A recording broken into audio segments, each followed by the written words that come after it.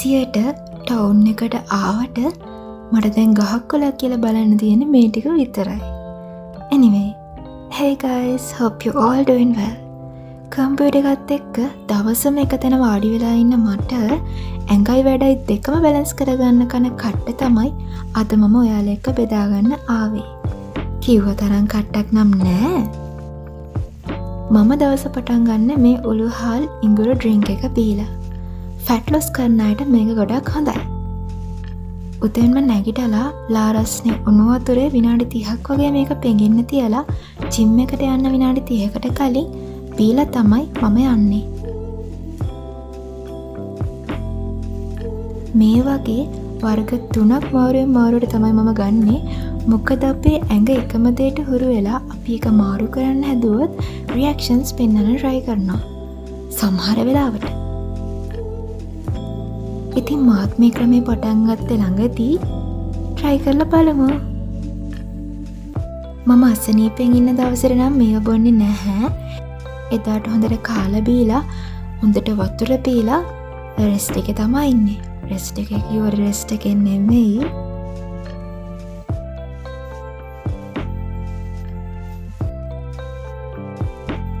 ඉතින් guys මමගේ workout එක පටන් ගන්න කලින් හොඳට දාඩිය දානකම් කාඩියෝ කරලා තමයි අනික් එක්සර්සයිසස් පටන් ගන්නෙ. ඉතින් ජිම් එකට යන්න බැරි වෙන කෙනෙක් නම් ඔයාලට ෆැට් ලොස් කරන්න ඕන තරම් එක්සර්සයිසස් ගෙදරදිම කරන්න පුළුවන්. එහෙම ෂෙඩියුල් එකක් ඔයාටම හදාගෙන විනාඩි 30ක් 40ක් වගේ සතියකට දවස් 5ක් වගේ කරන්න පුළුවන් නම් ඒ වගේම තමයි මගේ එක්ස්පීරියන්ස් එකත් එක්ක උදේ කන්න බොන්න එහෙම කලින් කරනවා නම් ඒක ගොඩක් ඉෆෙක්ටිව්.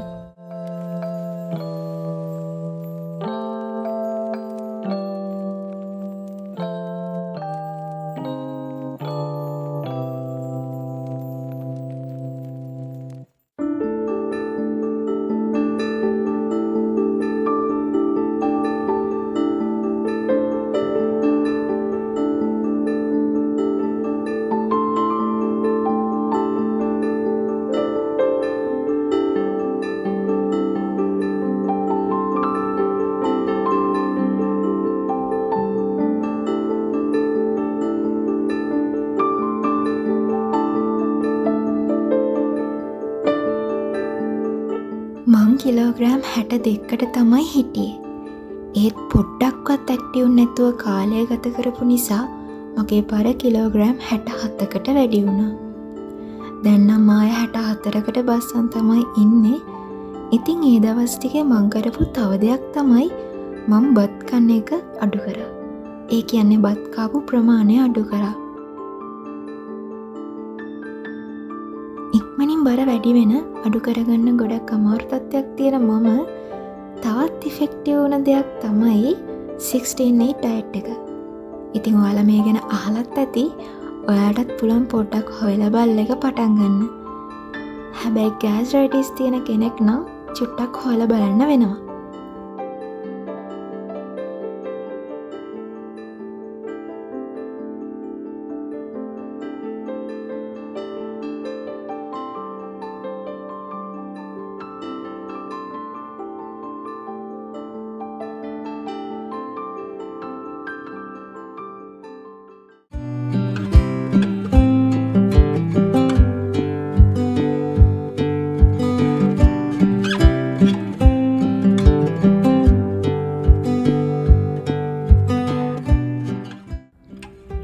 ජිම් එකට ආවගේ නෙමෙයි.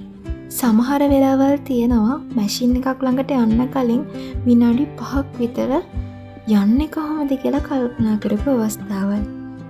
ඒත් කාලයක් යද්දි මටම තේරුණා වෙන අය මොනවා හිතයිද කියලා හිත ඉන්න එකෙන් ඇත්තටම වැඩක් නෑ කියලා. තමන්ගේ වැඩේ තමන් පාඩුවේ කරගන්න එක තමන්ට කාලෙත් ඉතුරුයි, ඒ වගේම වැඩෙත් හොඳට වෙනවා. ඕනට වැඩිය හිතන්න ගියොත් වර්කවුට් එකක් හරියට වෙන්නෙත් නෑ. ටයිම් එකත් අපරාධයි.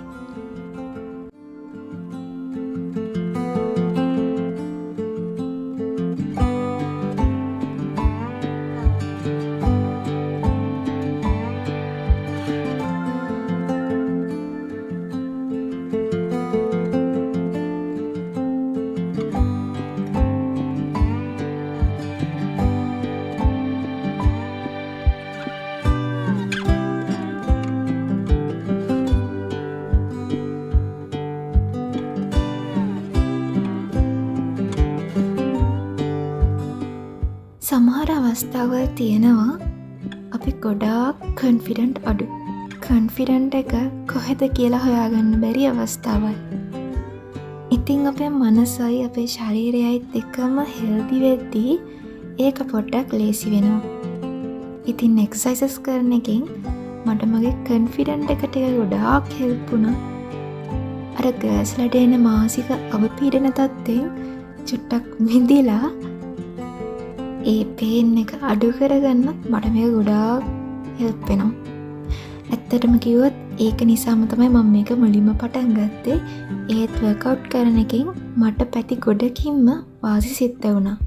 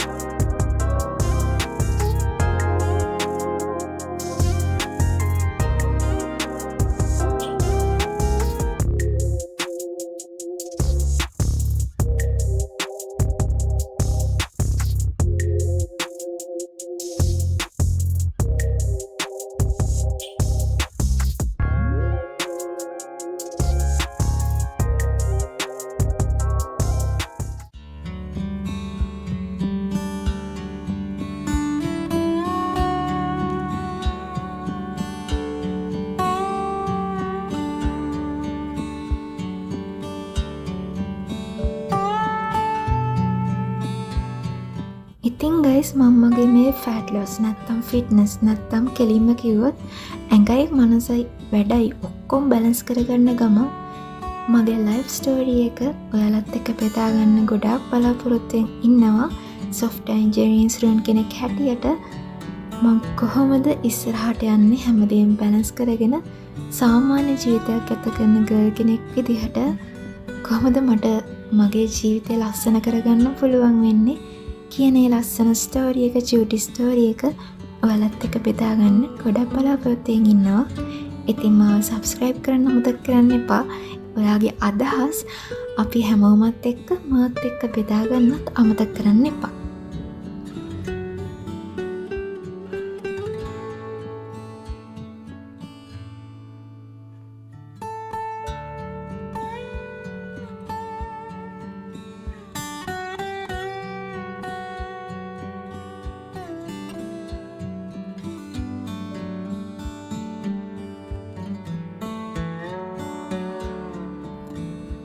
අපි හැමෝම විශේෂයි.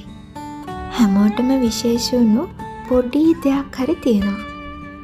ඒ දෙත් එක්ක ජීවිතේ ඉස්සරහට යන්න උත්සාහ කරන ගමන් තමන්ගේ ලෝකේ තමන් සතුටින් ලස්සනට පරිස්සමෙන් තමන්ගේ ලෝකේ තමන් වීරයා වෙලා ඔයාලා හැමෝටම සතුටින් ඉන්න පුළුවන් වෙන්න කියන ගමන් වීඩියෝ එක මෙතනින් ඉවරයි. See you soon guys. Have a great one. Bye.